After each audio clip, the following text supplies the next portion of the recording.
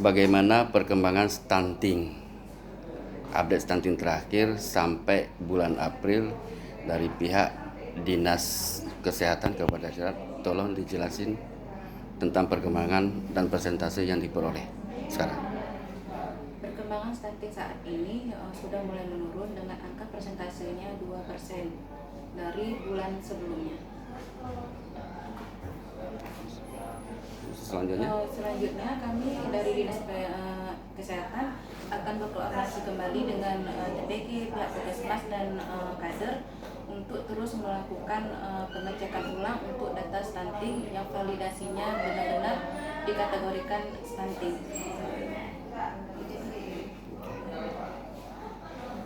Pak Sekdis, dalam hal ini sekarang lagi mencuat isu dampak El Nino, kemarau kering. Pasti dampak El Nino ini akan berakibat fatal terhadap kesehatan masyarakat. Bagaimana pihak dinas mengantisipasi tentang kesehatan masyarakat?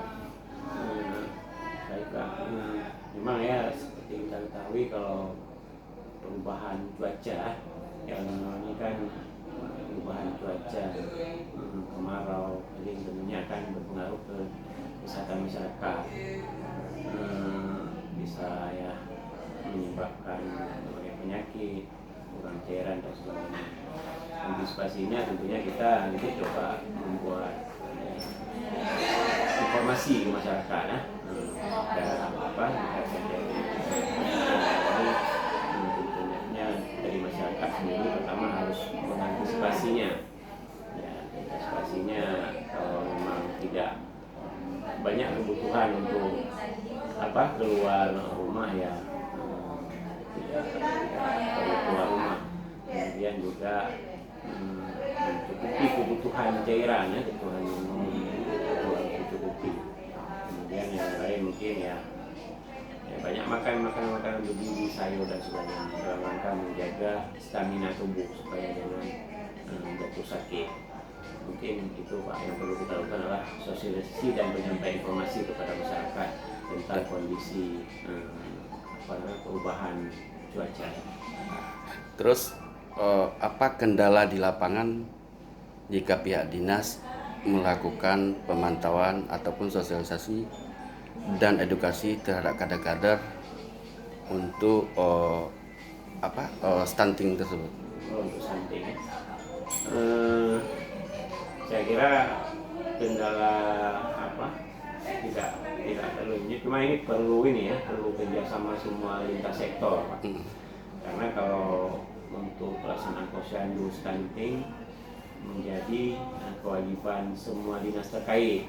Mungkin untuk pembinaan kader juga perlu dilibatkan dinas DPMD, perlu dilibatkan pihak kecamatan dalam hal ini camat, ibu PKK dan sebagainya, sehingga kita bisa sama-sama gitu dalam memberi informasi-informasi dan penambahan pengetahuan bagi kader yang ada di lapangan. Untuk kesehatan tentunya kita terus setiap tahun secara bertahap kita berikan pelatihan untuk para kader. Memang kadang-kadang di lapangan ada satu kendala sedikit ketika ada proses pergantian kecil atau sebagainya, kadang-kadang itu juga terjadi pergantian kader.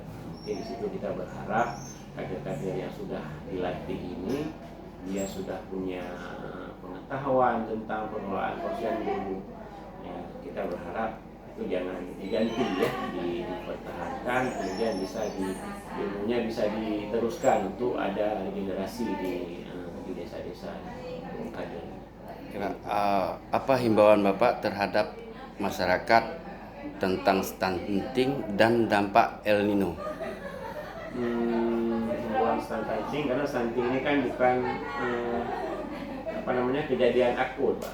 Jadi melalui proses intervensi kita juga itu bukan langsung ke si balitanya. Mungkin dari mulai remaja putri ya. Remaja putri itu harus memastikan dia cukup gizinya, mengkonsumsi tablet tambah darah, jika mempunyai keluhan atau diagnosa anemia, dia harus memeriksakan diri dan memperoleh pengobatan yang sesuai.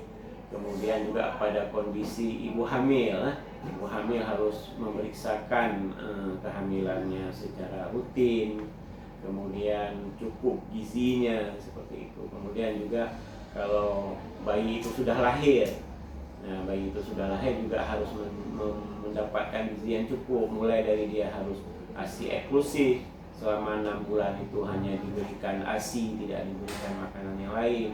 Kemudian juga harus mendapatkan imunisasi lengkap. Jadi dengan kecukupan gizi mulai dari remaja putri tadi, kemudian ibu hamil, kemudian juga bayi yang sudah dilahirkan, kemudian saat dia balita juga seperti itu mendapatkan gizi yang cukup. Kita berharap insya Allah stunting ini tidak akan terjadi.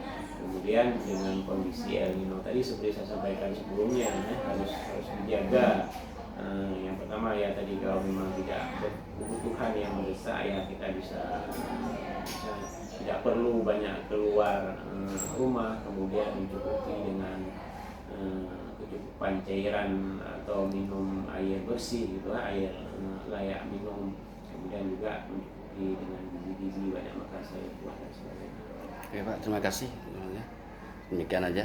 Jadi untuk informasi nanti entas perkembangannya kita kabarin lagi.